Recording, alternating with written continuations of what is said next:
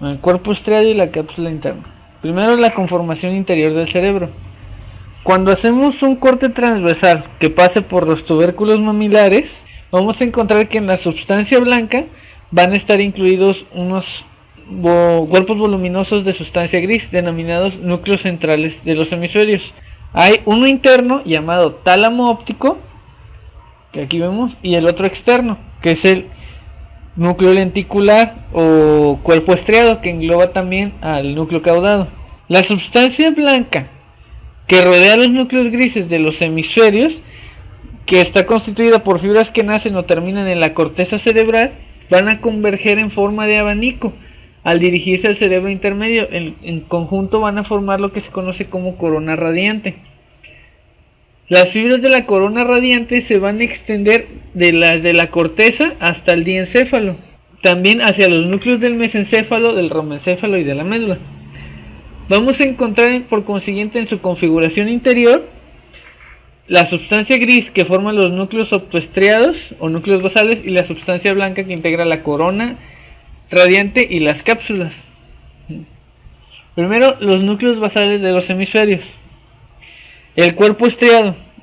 Cuando hacemos un corte horizontal o verticotransversal del cerebro, se va a observar en el interior de cada hemisferio una porción de sustancia gris denominada cuerpo estriado, situada cerca de la unión del hemisferio cerebral con el cerebro intermedio. Además del estrato gris central, debe tomarse en cuenta que en la porción anterior del lóbulo temporal está el denominado núcleo amigdalino. Bien, entonces, como dijimos, va a estar situado en la parte interior del hemisferio cerebral, en la proximidad del tálamo óptico, y va a estar compuesto por dos porciones. La primera, que es el núcleo lenticular, y la segunda, que es el cuerpo estriado, al cual en su cola va a contener al núcleo amigdalino. El núcleo caudado va a estar situado por fuera del tálamo óptico, al cual va a rodear, y va a estar compuesta por tres porciones. Primero, la más anterior, que está en su extremidad anterosuperior, es llamada cabeza. Posteriormente tiene una más estrecha, que recibe el nombre de cola, y la porción intermedia entre ambas, que las une, se llama cuerpo.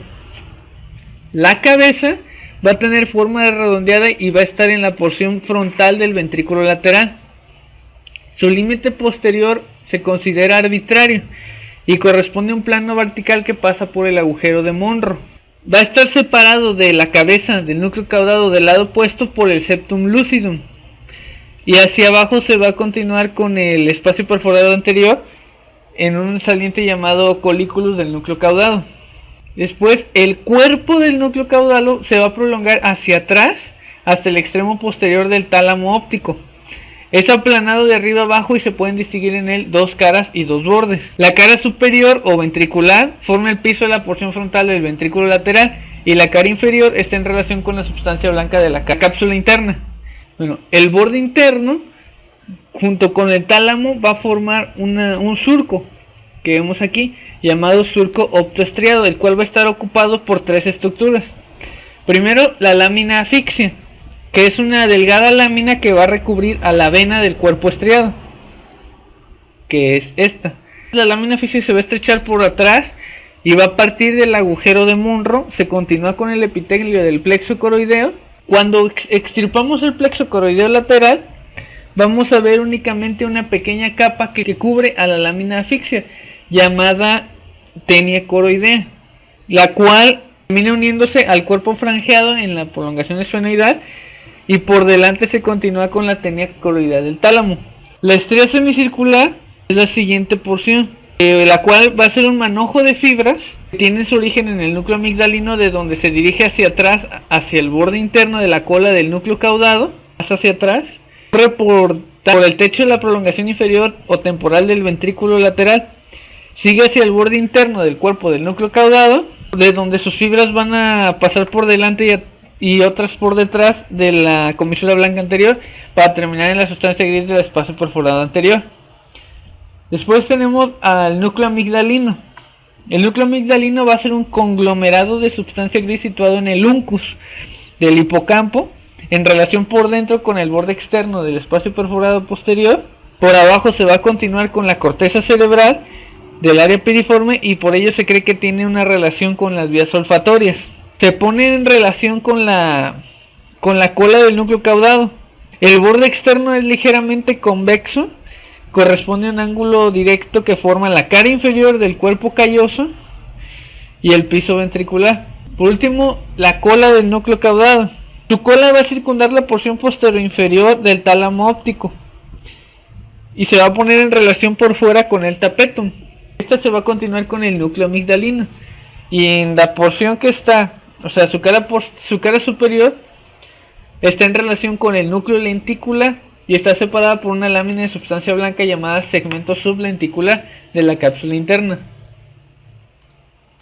El núcleo lenticular está en la parte anterior, está oculto en el interior del hemisferio cerebral.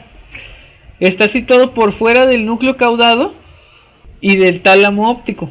Va a estar totalmente envuelto por sustancia blanca, que va a estar dividida en dos láminas. La primera, la cápsula interna, que está por dentro, y por fuera está la cápsula externa.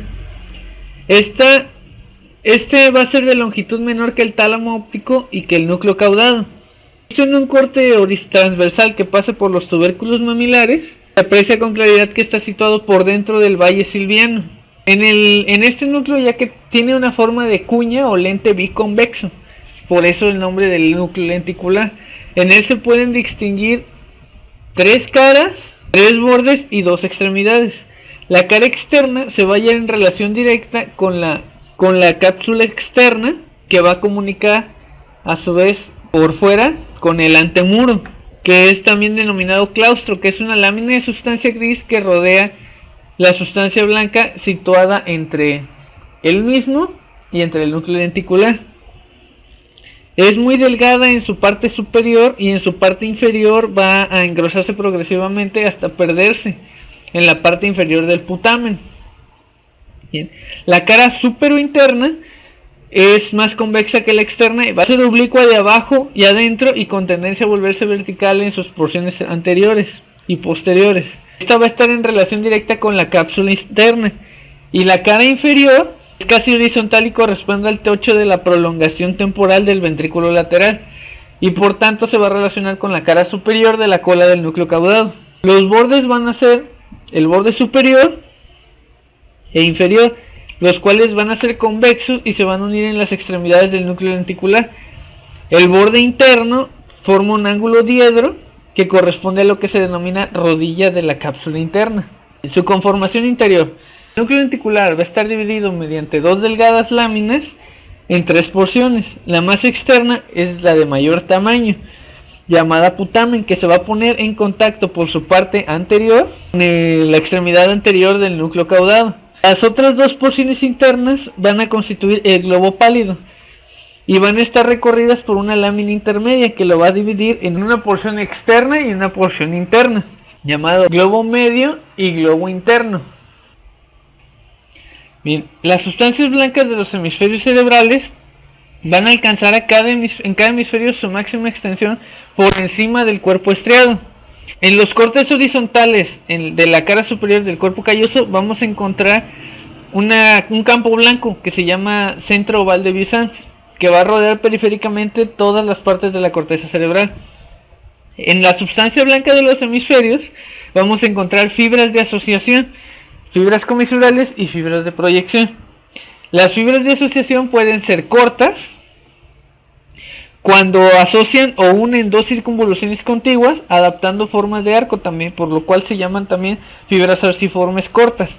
Y las fibras largas, que relacionan zonas distantes de la corteza cerebral y forman manojos bien definidos, dentro de los cuales encontramos unos haces muy conocidos, que son el fascículo occipitofrontal, que va a unir el lóbulo frontal con el temporal y el occipital. Este va a nacer en la corteza frontal, sigue hacia atrás por la cara externa de la corona radiante, se corva pasando por dentro del lóbulo de la ínsula y a la altura de la extremidad posterior de la cisura de Silvio, se bifurca donde parten fibras a la corteza occipital, y otras que se flexionan hacia adelante bordeando el tálamo óptico para dirigirse a la corteza temporal. Bien, el siguiente es el haz longitudinal superior, que va a unir el polo frontal con el polo occipital. Este va a ser recorriendo la zona cercana al borde convexo del hemisferio. El haz longitudinal inferior va a unir el lóbulo occipital con el lóbulo temporal y va a formar un manojo que corre por fuera de las radiaciones ópticas de Gratiolet. El haz unciforme une la cara inferior del lóbulo frontal con el lóbulo temporal. Sus fibras se van a originar en la corteza frontal, se dirigen hacia atrás y al llegar a la porción horizontal de la cisura de Silvio forman un arco que se pone en relación por fuera con el lóbulo de la ínsula y van a terminar en la corteza cerebral. El cíngulo une la extremidad anterior del lóbulo frontal con la extremidad anterior del lóbulo temporal, y esta va a ser una cinta blanca que se va a originar en el lóbulo frontal en la sustancia perforada anterior. Va a introducirse en la sustancia blanca de la circunvolución del cuerpo calloso, va a bordear la rodilla de este y se va a dirigir hacia atrás para alcanzar el rodete e introducirse en la sustancia blanca de la circunvolución del hipocampo, terminando en ella, así como en el uncus y en el polo temporal. Las fibras comisurales son las que Las fibras comisurales son fibras que sirven de unión entre los dos hemisferios y van a ser tres. Las que constituyen el forceps menor, el forceps mayor, es decir, el cuerpo calloso, es decir, el tapetum, ya sea el tapetum temporal o el tapetum occipital, dependiendo a qué nivel estemos. Las siguientes son las fibras transversales que forman al trígono y por último las fibras de la comisura blanca anterior. Esas son las tres fibras comisurales que hay en el cerebro. Las fibras de proyección van a poner en relación la corteza cerebral con otros núcleos nerviosos. Son de dos tipos: los aferentes, que son fibras ascendentes a través de los núcleos medulares, del mesencéfalo, del tálamo, que llevan a la corteza cerebral los influjos sensitivos, y los eferentes, que son las vías que parten de la corteza cerebral y llegan a las neuronas de los núcleos del eje cerebroespinal, los influjos motores. En la sustancia de los hemisferios cerebrales vamos a encontrar varias formaciones especiales, que son la cápsula interna, que va a estar una lámina blanca de 6 a 10 milímetros de espesor, que va a estar situada por fuera del núcleo caudado y del tálamo óptico y por dentro de la cara superinterna del núcleo lenticular. Esta va a estar limitada por delante y abajo en la porción de sustancia gris, que va a servir de conexión del núcleo caudado con el putamen. Vamos a considerar en él dos láminas, una llamada brazo anterior, lentículo estriado, que comprende un tercio del total de la lámina y es oblicua hacia adelante y hacia afuera, y está situado entre la cabeza del núcleo caudado y la parte anterior de la cara superinterna del núcleo lenticular. Y la siguiente porción es el segmento o brazo posterior, o también llamado lentículo óptico, que va a comprender las 2/3 partes del total de la lámina. Va a ser oblicuo hacia afuera y hacia atrás, y está situado por fuera del cuerpo del núcleo caudado, del tálamo óptico y de la región subtalámica, y por dentro de la cara superinterna del núcleo lenticular. Bien, la porción posterior de la cápsula interna se va a prolongar más allá del núcleo lenticular hasta alcanzar el extremo posterior del segmento del tálamo, constituyendo el segmento retrolenticular de la cápsula interna. La siguiente porción es la corona radiante, que son las fibras aferentes y eferentes de la cápsula interna que divergen a manera de abanicos para abordar la corteza cerebral, formando dicha estructura. Se van a entrecruzar con las comisurales del cuerpo calloso, que también divergen para abordar la corteza cerebral. La cápsula externa es una lámina de espesor más o menos parecido a la de la cápsula extrema. Esta va a estar situada entre el putamen y el antemuro.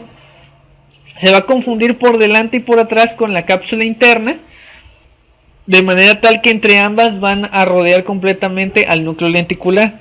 Y por último, la cápsula extrema, que es una lámina de sustancia blanca situada entre las circunvoluciones del lóbulo de la ínsula y el antemuro.